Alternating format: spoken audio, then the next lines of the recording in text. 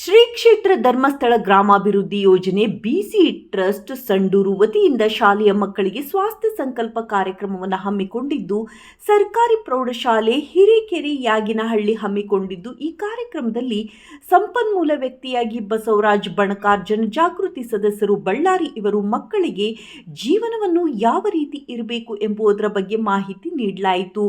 Mobile ಬಳಕೆಯಿಂದ ಆಗುವ ದುಷ್ಪರಿಣಾಮಗಳ ಬಗ್ಗೆ ಮಾಹಿತಿ ನೀಡಿದರು.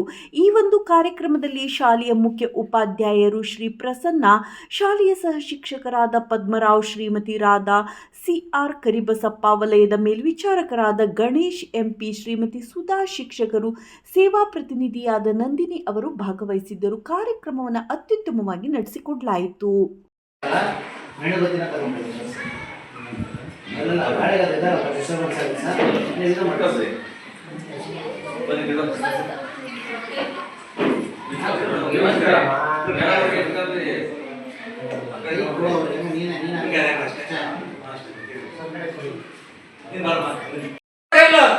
ಭಿಕ್ಷೆ ಬೇಡೋನು ಕೋಟಿಗಟ್ಟಲೆ ದಾನ ಮಾಡಿದ ಉದಾಹರಣೆ ಅದಾವೆ. ಪೇಪರ್ನ ಬಂದದು. ಭಿಕ್ಷೆ ಬೇಡೋನು ಆಸ್ಪತ್ರೆಗೆ 10 ಲಕ್ಷ ದಾನ ಮಾಡಿದಾನೆ. ಒಬ್ಬರ ಆಪರೇಷನ್ಗೆ.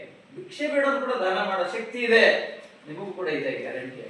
ಯಾವಾಗ ಅಂತಂದ್ರೆ ನಿಮ್ಮ ಸ್ವಾಸ್ಥ್ಯ ಅಂದ್ರೆ ನಿಮ್ಮ ಮನಸ್ಸು ಮತ್ತು ದೇಹ ಶುದ್ಧವಾಗಿದ್ದಾಗ ಖಂಡಿತವಾಗ್ಲೂ ನಿಮ್ಗೆ ಆ ಶಕ್ತಿ ಬರ್ತದೆ, ಬಂದೇ ತಿರ್ತದೆ, ಬರಲೇಬೇಕು ಕೂಡ. ಯಾಕೆ ಅಂತಂದ್ರೆ ನಮ್ಮ ಮನಸ್ಸು ಬಹಳ ಶುದ್ಧವಾಗಿದೆ ಅಂದಾಗ ಮಾತ್ರ. ಇಲ್ಲ ಅಂತಂದ್ರೆ ಅದು ಬರಲಿಕ್ಕೆ ಸಾಧ್ಯವಿಲ್ಲ ಅನ್ನುವಂಥದ್ದನ್ನ ನಾವು ಮೊದಲು ನಿರ್ಧಾರ ಮಾಡಬೇಕು. ಅದಕ್ಕಾಗಿನೇ ವೀರೇಂದ್ರ ಹೆಗ್ಗಡೆ ಅವರು ಇಡೀ ರಾಜ್ಯಾದ್ಯಂತ ಈ ಯುವ ಪೀಳಿಗೆ, ಬದಲಾಗುವ ಯುವ ಪೀಳಿಗೆಯನ್ನು ಹಿಡ್ಕೊಂಡು ಅವರಿಗೆ ಒಂದು ಒಳ್ಳೆ ಮಾತುಗಳನ್ನ ಹೇಳಿ ಅವ್ರನ್ನ ಸರಿದಾರಿಯಲ್ಲಿ ತರುವಂತೆ ಮಾಡಿ ಅಂತಕ್ಕಂಥ ಅಂಶವನ್ನು ಇಟ್ಟುಕೊಂಡು ಪ್ರತಿ ಶಾಲೆಯಲ್ಲಿ ಈ ಕಾರ್ಯಕ್ರಮ ಹಮ್ಮಿಕೊಳ್ಳಾರೆ. ಅವ್ರಿಗೇನು ರೊಕ್ಕ ಹೆಚ್ಚಾಗಿದೆ ಇಲ್ಲ. ಇಬ್ಬರು ಅಧಿಕಾರಿ ನೇಮಕ ಮಾಡ್ಯಾರ, ನನಗೆ ಸಂಪನ್ಮೂಲ ವ್ಯಕ್ತಿಯಾಗಿ ಕರೆಸ್ಯಾರ, ಸುಮ್ಮನೆ ಕರೆಸಿಲ್ಲ, ನಿಮಗೆ ಸ್ವೀಟ್ ಕೊಡು ಅಂತ ಹೇಳ್ಯಾರ. ಇವೆಲ್ಲ ಖರ್ಚು ಮಾಡ್ತಾರ. ಏನಿಲ್ಲ ಅಂದ್ರೆ 1,000 ರೂಪಾಯಿ ಖರ್ಚು ಮಾಡ್ತಾರೆ ನಿಮ್ಮ ಕಾರ್ಯಕ್ರಮಕ್ಕೆ. ಯಾಕೆ ಅವ್ರಿಗೆ ಒಂದು ಶಾಲೆ ಅಲ್ಲಲ್ಲ, ಇಡೀ ರಾಜ್ಯಾದ್ಯಂತ ಇರ್ತಕ್ಕಂಥ ಎಲ್ಲಾ ಶಾಲೆಗೂ 1,000 ರೂಪಾಯಿ ಖರ್ಚು ಮಾಡ್ತಾರೆ ಪ್ರತಿ ವರ್ಷ. ಅದು ಒಂದು ಕಾರ್ಯಕ್ರಮ ಅಲ್ಲ, ಎಲ್ಲಾ ಶಾಲೆಗೂ ಮಾಡ್ತೀವಿ. ಹೋಗಿ ಎಷ್ಟು ರೂಪಾಯಿ ಖರ್ಚಾಗ್ತದೆ? ಲಕ್ಷಾಂತರ ರೂಪಾಯಿ ಖರ್ಚಾಗ್ತದೆ. ಯಾಕೆ? ಹೆಚ್ಚಾಗಿದೆ ಇಲ್ಲ. ಈಗ ಮೊನ್ನೆ ರಾಜಕಾರಣದಲ್ಲಿ ಪೇಪರ್ನಾಗೆಲ್ಲ ಸುದ್ದಿ ಬಂತು, ನೀವು ನೋಡಿರ್ಬೋದು.